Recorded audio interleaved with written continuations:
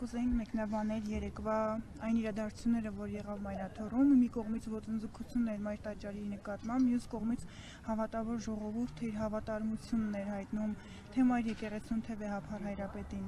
Շատերը ասում են, որ 3 ամոթի օր էր, իսկ շատերը ասում են, որ եւս մեկ անգամ ապացուցեց, որ իր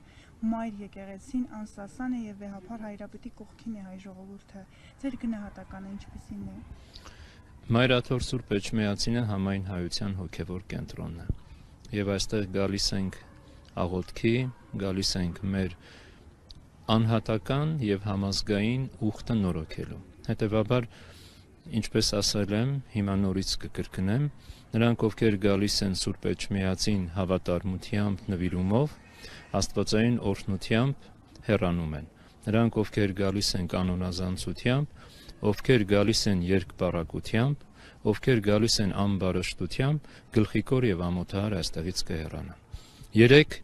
մեր հավատավոր ժողովուրդը, որ եկել էր ուխտի Սուրբ Էջմիածին, եկել էր իր աղոթքը մատուցելու Սուրբ Էջմիածնի Մայր տաճարում, եկել էր որպես գիտակից հայ քրիստոնյա իր վերաբերմունքը, իր նվիրումը արտահայտելու եկեղեցական կարգ ու կանոնին, իրենք պատվով, արժանապատվությամբ եւ բարձր գիտակցությամբ, որպես հոգևոր կյանքի մեջ եղող անձ, որպես հավատացյալ, որպես նաեւ հայրենի երկրի քաղաքացի, իրենց վերաբերմունքը արտահայտեցին։ Իրենց վերաբերմունքը արտահայտեցին բոլոր այն ոտնձգությունների, բոլոր այն հարձակումների դեմ, որոնք գիտակցորեն կամ անգիտակցորեն այսօր մեր իրականության մեջ տեսնում ենք եւ որի համար մենք ցավ ենք ապրում։ Բնականաբար այլ կերպ լինել չի կարող, որովհետեւ աշխարհասփյուր հայությունը ունի ինքնագիտակցություն, աշխարհասփյուր հայությունը ինչպես դարեր շարունակ, այսօր էլ եւ հավիտյանս հաստատ եւ կապված է մնալու Սուրբ Գրիգոր Լուսավորչիաչին եւ Մայրաթոռ Սուրբ Էջմիածնին։ Մեր առջեւ այսօր անձային խնդիրներ չեն։ Այսօր խնդիրը եկեղեցու ինքնիշխանության, եկեղեցու կարգավորության, պահպանության հարցն է։ Եկեղեցին դարեր շարունակ փորձությունների միջով է անցել,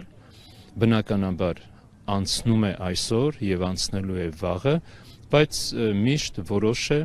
եւ հստակ է, եկեղեցին այդ փորձությունների մեջ չի ընկրկում,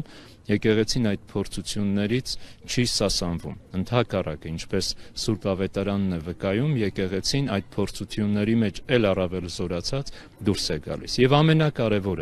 ամենակարևորը այս իրականության մեջ Եկեղեցին միշտ գործել է հանուն պետության, հանուն պետականության, հանուն հայրենիքի պաշտպանության ու անվտանգության։ Որևէ ժամանակաշրջանում, պատմական որևէ շրջափուլում որևիցե մեկը չի կարող մատնանշել այնպիսի մի գործողություն, որ եկեղեցին, ազգային եկեղեցին թույլ է տվել իր պետության, իր պետականության հանդեպ։ Ընդհակառակը, պետության բացակայության ժամանակ եկեղեցին որպես պետականությունը կրող ազգային ինստիտուտ, հաստատություն, պետության ֆունկցիան իրականացրել է փառահեղ կերպով եւ ինչի արդյունքում մենք ունենք այսօրվա փոքրիկ Հայաստանը։ Այդ եկեղեցու շնորհն է, այդ հայոց հայրապետների իմաստության, հեռատեսության, դիվանագիտության շնորհն է։ Եվ այսօր էլ մենք ունենք այդպիսի մեծ հայրապետ, իմաստուն հայրապետ, ով միայն իր անձը չէ, որ ներկայացնում է, այլ ինչպես ասել եմ եւ կասեմ, նա իր անձով ներկայացնում է հայոց եկեղեցու 131 նախորդ հայրապետներին։